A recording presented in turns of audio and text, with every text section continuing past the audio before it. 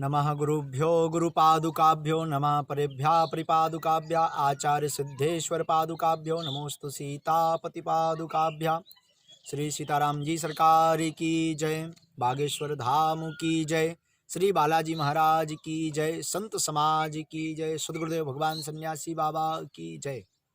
जय श्री राम, जय बागेश्वर धाम की। आप सभी आनंदित होंगे, प्रसन्नचित होंगे। हनुमान जी महाराज के चरणों में यही प्रार्थना है और बागेश्वर पीठ की ओर से यही आप सबको आशीर्वाद है। जय श्री राम। वर्तमान की कोरोना जैसी महामारी की भीषण विभीषिका को देखते हुए सावधानी रखना अतीब आवश्यक है और हरिनाम खूब जप करें, घर पर रहें, यज्ञ करें, भगवान नाम का जप करें एवं प्रभु का सिमरन करें। यही एक उपाय है, यही एक साधन है और यही सुरक्षा के लिए एक माध्यम है। वर्तमान की कोरोना की भीषण विभीषिका को देखते हुए कई लोगों के मन में मनोभाव में यह प्रश्न निश्चित तौर पर प्रकट हुआ है कि कोरोना जैसी महामारी क्यों आई है, यह महामारी क्या है। कई लोगों के मन में यह भाव है कोरोना जैसी महामारी को देखते हुए। अपितु बागेश्वर बालाजी की फिर जैसी इच्छा, हमारे मनोभाव अनुसार यह कोरोना जैसी महामारी प्राकृतिक प्रकोप है, साथ ही मानवों की गलतियों का दुष्प्रभाव है। यह कोरोना महामारी का जो स्वरूप है वर्तमान में भयंकर मंजर है, विकराल है, बहुत विचित्र है। इस महामारी में वही बच पा रहे हैं जिन राखा रघुवीर, जिन्हें राम जी, जिन्हें श्री सीताराम जी सरकार बागेश्वर बालाजी महाराज अपनी करुण कृपा करके सुरक्षित किए हैं, वही बचे हैं जिन पर गुरु कृपा है, भगवत कृपा है।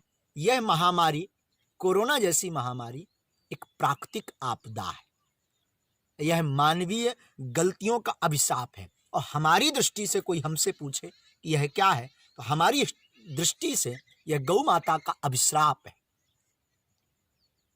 यह भ्रूण हत्या का दुष्परिणाम है, यह वृक्षों का जघन्य रूप से काटना, उन्हें जलाना और वृक्षों को काटना उसी का परिणाम है।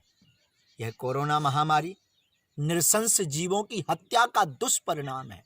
अनेक नृशंस जीवों की जो हत्या की उसका दुष्परिणाम है। ये गौ के साथ जो अत्याचार हुए, जो गति गौ माता की हुई, आज वही गति मानवों की हो रही है, संपूर्ण विश्व में हो रही है। गौ माता को मुसीका लगाया तो आज मानव मुसीका लगा करके घूम रहा। गौ माता को खूब पीटा बेवजह तो आज मानव भी गाइडलाइंस का पालन करवाने के लिए पुलिस के हाथों डंडे खा रहा। गौ माता रोड पर एक्सीडेंट में गिर गई, मर गई, कोई छूने वाला नहीं, कोई जलाने वाला नहीं। तो आज मानवों की भी वही गति है कि कोई अगर मर जाता कोरोना महामारी में तो कोई छूने वाला नहीं, कोई जलाने वाला नहीं है। ऐसी स्थिति मानवों की मेरी दृष्टि से गौ माता के कारण है। हमारी दृष्टि से पाश्चात्य सभ्यता का अनुकरण करने के कारण, दीप को छोड़ के, यज्ञ को छोड़ के, वेद को छोड़कर आजकल एसी रूमों में बैठ करके दीपों को जलाना बंद कर दिया। अपितु विज्ञान भी ऐसा कहते हैं कि एक घी के दीपक से ऑक्सीजन प्रकट होती है। ऑक्सीजन की कमी का मूल कारण है हम वेदों से भाग गए, सनातनीय संस्कृति से भाग गए और पाश्चात्य सभ्यता को अपनाया। हमने वृक्षों की नृशंस कटाई की, उसका दुष्परिणाम कोरोना जैसी महामारी। हमारी दृष्टि से कोरोना जैसी महामारी हृदय पर अगर हो, लंग्स पर हो, फेफड़ों में हो तो काबू पाई जा सकती है, पर यह भय के कारण, भय के माहौल के कारण लंग्स के साथ साथ यह दिमाग पर लोगों के बैठती जा रही और उसका परिणाम मृत्यु दर अत्यधिक हो रही है। इस महामारी में हम आप सबसे प्रार्थना करेंगे, घबराना नहीं है, बेचैन नहीं होना है, परेशान नहीं होना है, भयभीत नहीं होना है। कोरोना महामारी है तो अपने ऊपर भगवत की करुणा भी तो है, बालाजी की करुणा भी तो है, बागेश्वर धाम की करुणा भी तो है, गुरु करुणा भी तो है, इष्ट करुणा भी तो है। हमारी दृष्टि से आपको घबराना नहीं है, आपको अपने आप को मजबूत करना है, प्रतिदिन नाम जप करना है, निष्ठा रखनी है। हमारे साथ हमारा परमात्मा, हमारे इष्ट, हमारे गुरु है, तो हमें घबराने की आवश्यकता नहीं। लेकिन इस महामारी ने हमें शिक्षा दी है कि हमें पुनः वापस वेदों की ओर लौटना है, हमें पुनः वापस प्राचीन पद्धति की ओर लौटना है, योग की तरफ लौटना है। हमारे प्राचीन आर्यों विद्वानों ने, आचार्यों ने दूर से नमस्कार करना सिखाया है। ये 2 गज दूरी पहले ही हमारे प्राचीन पद्धतियों में था। जब से ये हलो हाय आया, उसका दुष्परिणाम ये कोरोना जैसी महामारी का विकराल स्वरूप है। तो आओ लौटें वेदों की ओर। ऐसी महामारी में बागेश्वर धाम से जुड़े हुए, बालाजी से जुड़े हुए, राम जी से जुड़े हुए, इष्ट जिनका मजबूत है, भगवती से जुड़े हुए, श्री युगल सरकार से जुड़े हुए, गुरु कृपा प्राप्त भगवत रसिक भक्तों को घबराने की किंचित मात्रा आवश्यकता नहीं, क्योंकि आपका इष्ट आपकी रक्षा करेंगे। ऐसा हमारा आत्मबल और विश्वास कई लोगों के निजी अनुभव के साथ हम आपको इस वीडियो के साथ बता रहे हैं। इस कोरोना जैसी महामारी में वायरस क्या है? डर ही वायरस है, विश्वास ही वैक्सीन है और सकारात्मक सोच ही दवा। मीडिया पर लगातार खबरें देखने के साथ साथ, लोगों की मौत का मंजर देखने के साथ साथ, भयावह स्थिति देखने के साथ साथ आपके हृदय में डर बैठ गया। मन के हारे हार है, मन के जीते जीत। ये मन के हारे हार के कारण ही आप भयभीत हो जाते और कई कमजोर दिल के लोग मौत को गले लगा लेते हैं। हमारी प्रार्थना है, घर बैठें, घबराएं नहीं, सावधानी रखें, नाम जप करें। ये दावे के साथ कह सकते, डर का वायरस हटा देंगे, विश्वास की वैक्सीन लगा लेंगे और सकारात्मक सोच की दवा आप प्रतिदिन रखेंगे तो कोरोना आपका कुछ नहीं बिगाड़ सकता, क्योंकि बागेश्वर बालाजी की करुणा भी तो है। ऐसी परिस्थिति में परमात्मा पर निष्ठा रखने वाले लोग कई कहते कि भगवान है अगर, तो ऐसा क्यों हो रहा? तो हम आपको पूर्ववत ही सावधान कर दें। इस महामारी के बारे में पूर्व आदि काल में भी बताया जा चुका है।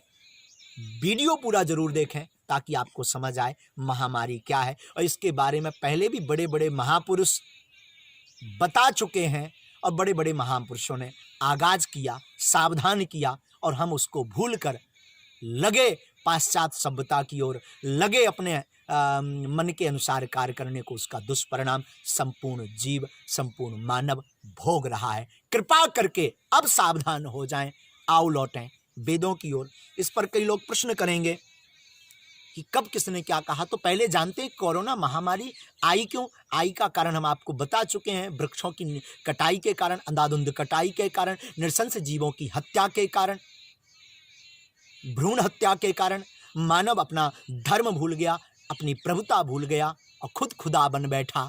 और आज उस परमात्मा ने थोड़ी सी क्या पूछ घुमाई, सबकी आंखें खुली रह गई। लोग पूछेंगे महामारी के बारे में पहले कब किसने बताया?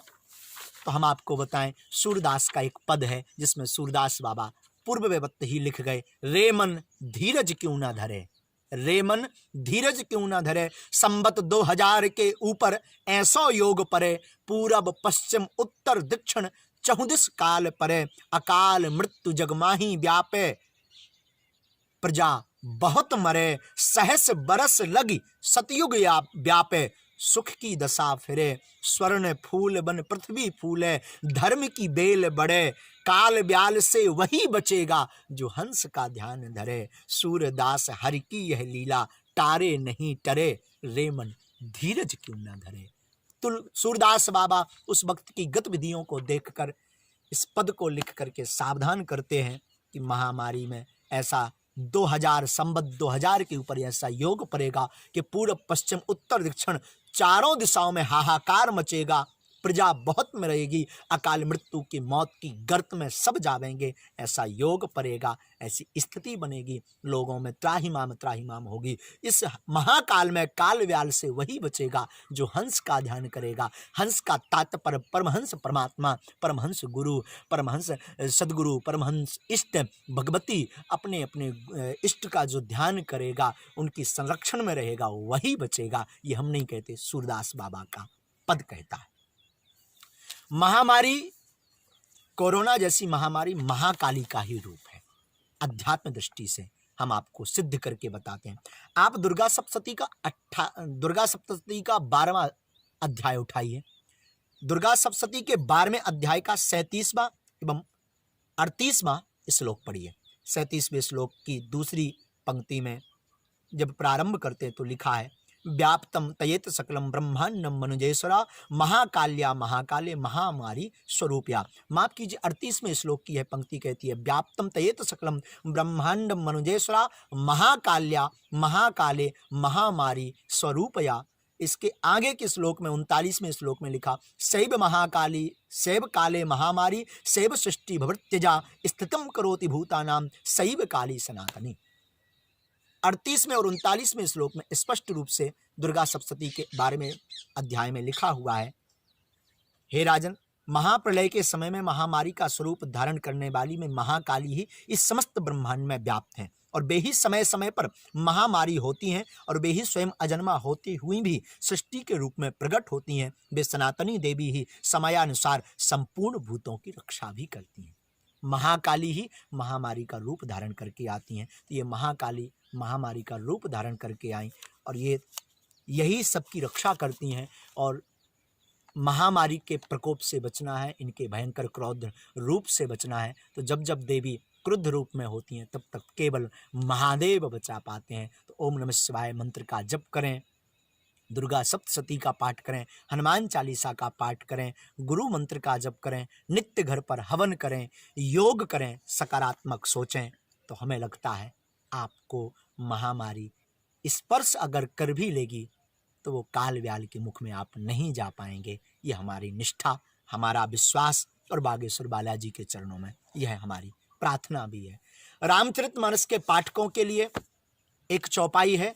इस पाठ के करने से, चौपाई के हवन करने से सकारात्मक विचार, औषधि, योग एवं शुद्ध आहार व्यवहार और सावधानी रखने से आपको महामारी स्पर्श नहीं करेगी और हो भी जाएगी तो इस पाठ के करने से, नाम जप करने से, औषधि लेने से आप इस महामारी से उबल भी पाएंगे। अगर कोई ग्रसित है तो उनके लिए मैं प्रार्थना करूं, इस चौपाई का लेटे लेटे आप घर बैठे बैठे जाप करें। रामचरितमानस की चौपाई है, दीन दयाल विरधु संभारी हरहु नाथ मम संकट भारी।